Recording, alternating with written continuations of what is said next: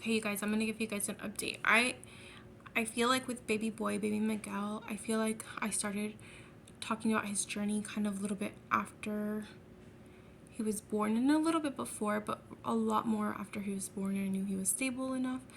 And I feel like this diagnosis is just as, not just as, it is just as scary because it is a life-threatening diagnosis for myself.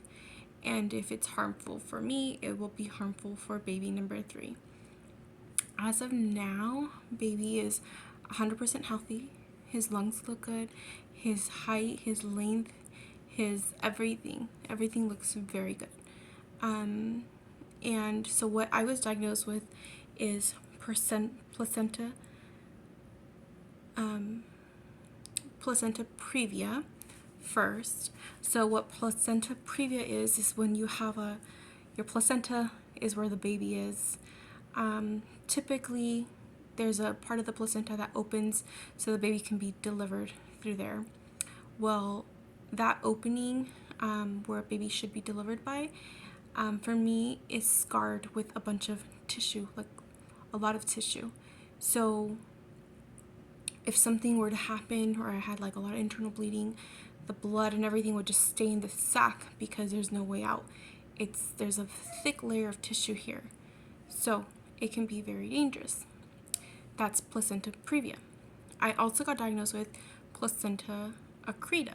Placenta accreta is a little bit different because now the placenta starts to grow on other parts of the body, so other organs of the body.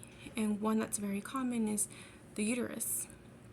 So my placenta has already grown onto my uterus. So I already know for me, I know that I don't want any more kids, but this can be really hard for some people and it can also be very life-threatening.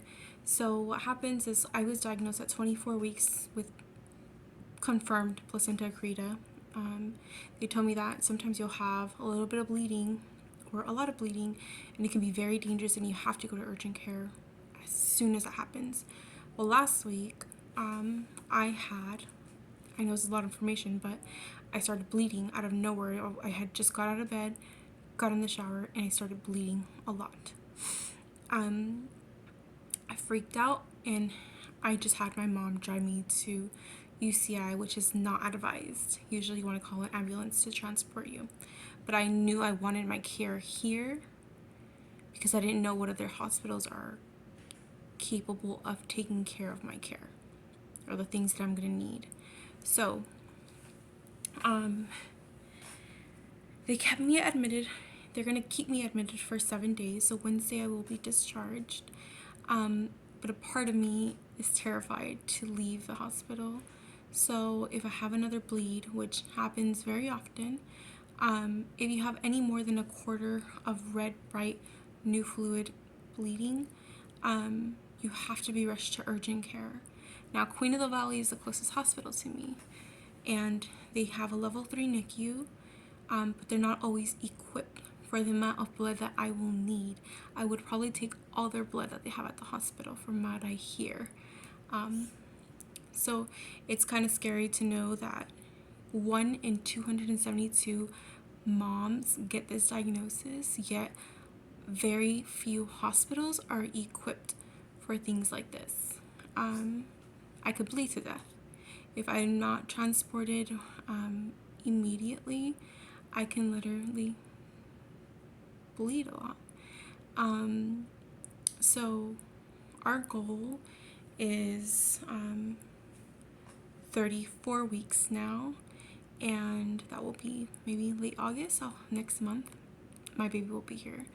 But I have so much faith that I know that I'm going to be 34, maybe even 35 or 36 weeks pregnant. But I want to share this because it's so important to understand how common this is. 1 in 272. So if you had previous C-sections or if you have gotten IUDs and things like that, like you have scar tissue, And a lot of times diagnosis goes missed the first and second trimester, and sometimes not until birth. And so it's important for you guys to ask about it. If you go to an anatomy scan, ask, hey, you don't see any signs of placenta accreta, placenta previa? Doesn't hurt to ask. I had no idea what that was until I was diagnosed.